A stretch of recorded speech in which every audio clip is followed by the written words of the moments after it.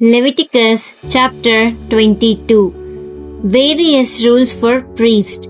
Then the Lord spoke to Moses, saying, Tell Aaron and his sons to be careful with the holy things, offerings, gifts, which the children of Israel dedicated to me, so that they do not profane my holy name. I am the Lord.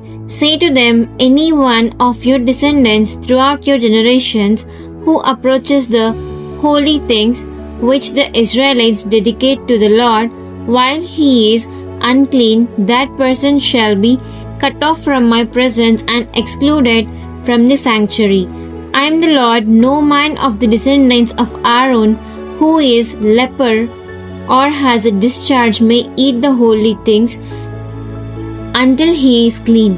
And whoever touches any person or thing made unclean by contact with a corpus or a man who has had a seminal emission, or whoever touches my traveling thing by which he is made unclean, or any person by whom he is made unclean, whatever it may be, the person who touches any such thing shall be unclean until evening, and shall not eat the holy things unless he has bathed his body in water. When the sun sets, he will be clean, and afterward he may eat the holy things, for it is his food. He shall not eat that which dies of natural causes or is torn by a predator, becoming unclean by it. I am the Lord. Therefore the priests shall observe my ordinance, so that they will not bear sin because of it, and die if they profane it. I am the Lord who sanctifies them.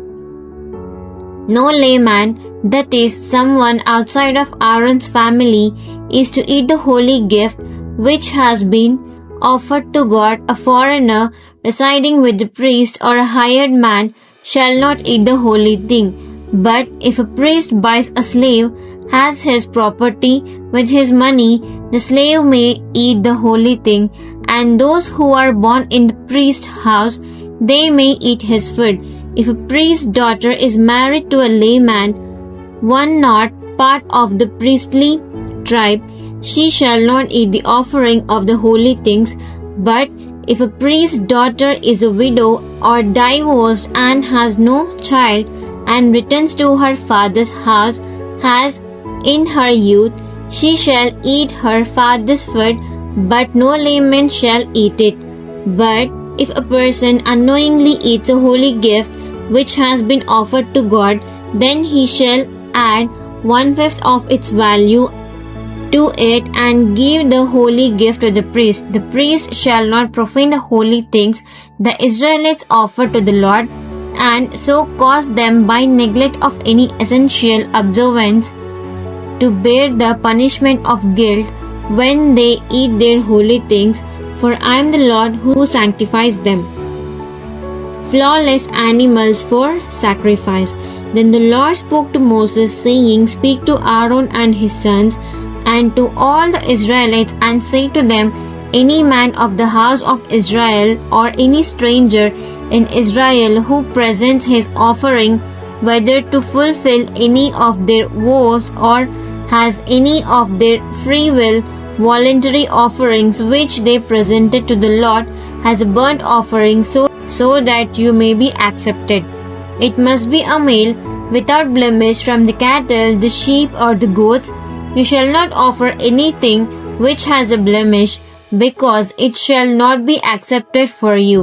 Whoever offers a sacrifice of peace offerings to the Lord to fulfill a special vow to the Lord, or has a free will offering from the head or from the flock, it must be perfect to be accepted. There shall be no blemish in it. Animals that are blind or fractured or mutilated or have a sore or a running wound or an itch or scabs, you shall not offer to the Lord, nor make an offering of them by fire on the altar to the Lord. For a free will offering you may offer either a bull or a lamb which has an overgrown or stunned member. But for the payment of a vow, it will not be accepted. You shall not offer to the Lord any animal which has its testicles bruised or cursed or torn or cut off, or sacrifice it in your land. Nor shall you offer as the food of your God any such animals obtained from a foreigner, because their cooperation and blemish makes them unfit. There is a defect in them, they shall not be accepted for you. Then the Lord spoke to Moses, saying, When a bull or a sheep or a goat is born, it shall remain for 7 days with its mother, and after the 8th day it shall be accepted as an offering by fire to the Lord. And whether the mother is a cow or a sheep, you shall not kill both it and its young in 1 day. When you sacrifice an offering of thanksgiving to the Lord, you shall sacrifice it so that you may be accepted. It shall be eaten on the same day. You shall leave none of it until the next morning. I am the Lord. So you shall keep my commandments and do them. I am the Lord. You shall not profane my holy name, using it to honor an idol, or treating it with irreverence or contempt, or as a byword. But I will be sanctified, set apart as holy among the Israelites. I am the Lord, who sanctifies and declares you holy, who brought you out of the land of Egypt to be your God. I am the Lord. Leviticus chapter 23. Laws of religious festivals. The Lord spoke again to Moses, saying, Speak to the children of Israel, and say to them, The appointed times, established feasts of the Lord, which you shall proclaim as holy convocations. My appointed times are these: the Sabbath. For 6 days work may be done, but the 7th day is the Sabbath of complete rest, a holy convocation, calling together. You shall not do any work on that day. It is the Sabbath of the Lord wherever you may be. The Passover and unleavened bread. These are the appointed times of the Lord, holy convocations, which you shall proclaim at their appointed times. The Lord's Passover is on the 14th day of the first month at twilight. The feast of unleavened bread to the Lord is on the 15th day of the same month. For 7 days you shall eat unleavened bread. On the first day you shall have a holy convocation, calling together. You shall not do any laborious work on that day, but you shall present an offering by fire to the Lord for 7 days. On the 7th day there shall be a holy convocation. You shall not do any laborious work on that day. The feast of first fruits. Then the Lord spoke to Moses, saying, Speak to the children of Israel, and say to them, When you enter the land which I am giving you, and reap its harvest, you shall bring the sheaf of the first fruits of your harvest to the priest. He shall wave the sheaf before the Lord, so that you may be accepted. The priest shall wave it on the day after the Sabbath. Now on the day when you wave the sheaf, you shall offer a male lamb on 1 year old without blemish as a burnt offering to the Lord. Its grain offering shall be 2/10 of an ephah of fine flour mixed with olive oil, an offering by fire to the Lord for a sweet and soothing aroma, with its drink offering to be poured out, 1/4 of a hin of wine. You shall not eat any bread or roasted grain or new growth until this same day when you bring in the offering to your God. It is a permanent statute throughout your generations, wherever you may be. The Feast of Weeks. You shall count from the day after the Sabbath, from the day when you brought in the sheaf, tied bundle of grain of the wave offering. There shall be 7 complete Sabbaths, 7 full weeks. You shall count 50 days to the day after the 7th Sabbath. Then you shall present a new grain offering to the Lord. You shall bring in from your places 2 loaves of bread as a wave offering made from 2/10 of an ephah of fine flour. They shall be baked with leaven as first fruits to the Lord. And you shall offer with the bread 7 unblemished lambs, 1 year old, and 1 among bull and 2 rams. They are to be a burnt offering to the Lord with their grain offering and their drink offerings. It is an offering by fire, a sweet and soothing aroma to the Lord. And you shall sacrifice 1 male goat as a sin offering, and 2 male lambs, 1 year old, as a sacrifice of peace offerings. The priest shall wave them before the Lord as a wave offering together with the bread of the first fruits and the 2 lambs. They are to be holy to the Lord for the priest. On this same day you shall make a proclamation. You are to have a holy convocation, calling together. You shall not do any laborious work on that day. It is to be a permanent statute throughout your generations, wherever you may be. When you reap the harvest of your land, you shall not reap to the edges of your field, nor gather the gleaning of your harvest. You are to leave them for the poor and for the strangers. I am the Lord your God. The Feast of Trumpets. Again the Lord spoke to Moses, saying, Say to the children of Israel, on the first day of the 7th month, almost October, you shall observe a day of solemn sabbatical rest, a memorial day announced by the blowing of trumpets, a holy convocation. You shall not do any laborious work on that day, but you shall present an offering by fire to the Lord. The Day of Atonement. The Lord spoke to Moses, saying, Also the 10th day of this 7th month is the Day of Atonement. It shall be a holy convocation for you, and you shall humble yourselves by fasting and present an offering by fire to the Lord.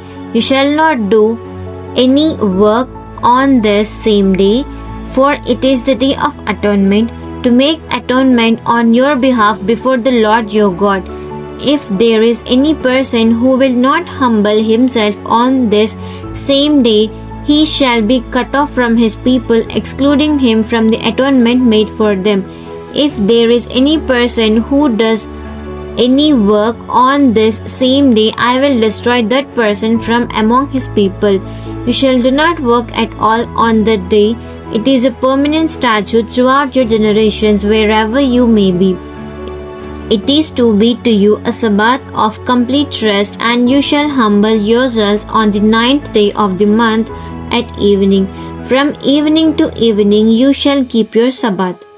The Feast of Booths.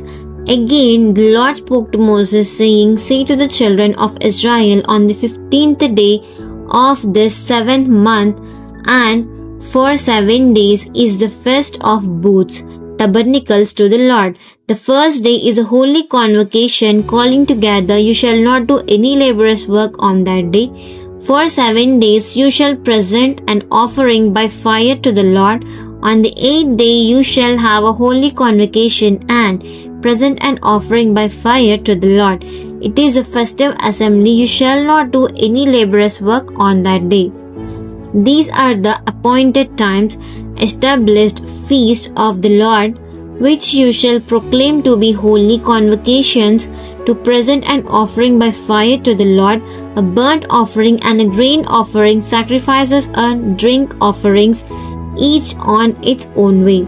This is in addition to the weekly Sabbaths of the Lord, and in addition to your gifts and all your votive offerings and all your freewill offerings which you give to the Lord. On exactly the 15th day of the 7th month, nearly October, when you have gathered in the crops of the land, you shall celebrate the feast of the Lord for 7 days, with a Sabbath rest on the first day and a Sabbath rest on the 8th day.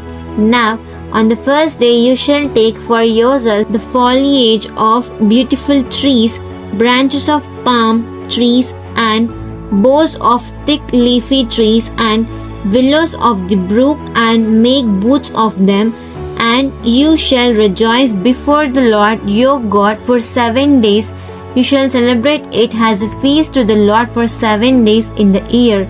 It shall be permanent statute throughout your generations. You shall celebrate it in the 7th month.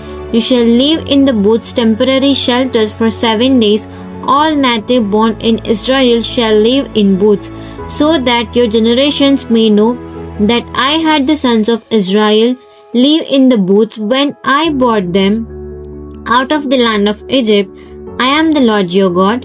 So Moses declared to the Israelites the appointed feast of the Lord. Leviticus chapter 24. The lamb and the bread of the sanctuary. Then the Lord spoke to Moses, saying, Command the children of Israel to bring to you clear oil from beaten olives for the light of the golden lampstand, to make a lamp burn continually outside the veil of the testimony between the holy place and the most holy place in the tent of meeting. Aaron shall always keep the lamps burning before the Lord from evening until morning. It shall be a permanent statute throughout your generations. He shall keep the lamps burning on the pure gold lampstand before the Lord continually. Then you shall take fine flour and bake 12 cakes, bread of the presence, showbread with it. 2/10 of an ephah shall be in each cake loaf. You shall set the bread of the presence, showbread, in 2 rows, 6 in a row, on the pure gold table before the Lord. You shall put pure frankincense in 2 censers, one beside each row, so that it may be with the bread as a memorial portion, an offering by fire to the Lord. Every Sabbath day Aaron shall arrange the showbread before the Lord continually. It is an everlasting covenant for the Israelites. The bread of the presence shall be for Aaron and his sons, and they shall eat it in a sacred place, for it is for Aaron a most holy portion of the offerings by fire to the Lord, his portion forever. Now the son of an Israelite woman, whose father was an Egyptian, went out among the Israelites, and he and a man of Israel quarreled and struggled with each other in the camp. The Israelite woman's son blasphemed the name of the Lord and cursed, so they brought him to Moses. Now his mother's name was Salome, the daughter of Dibri of the tribe of Dan. They put him in custody until the will and command of the Lord might be made clear to them. Then the Lord spoke to Moses, saying, Bring the one who has cursed the Lord outside the camp, and let all who heard him lay their hands on his head as witness to his guilt. Then let all the congregation stone him. You shall speak to the Israelites, saying, Whoever curses his God will bear his sin through his own death. Further, the one who blasphemes the name of the Lord shall most certainly be put to death. All the congregation shall stone him. The stranger as well as the native born shall be put to death when he blasphemes the name of the Lord. An eye for an eye. If a man takes the life of any human being unlawfully, he shall most certainly be put to death. The one who kills an animal shall replace it, the animal for animal. If a man injures his neighbor, fellow citizen, whatever he shall done shall be done to him. Fracture for fracture, eye to eye, tooth to tooth. Just as he has injured a man, so shall the same be done to him. The one who kills an animal shall replace it, but he who kills a human being unlawfully shall be put to death. You shall have one standard of law for the stranger among you as well as for the native, for I am the Lord your God. Then Moses spoke to the Israelites, and they brought the one who had cursed the Lord outside the camp and stoned him with stones. Thus the Israelites did just as the Lord had commanded Moses.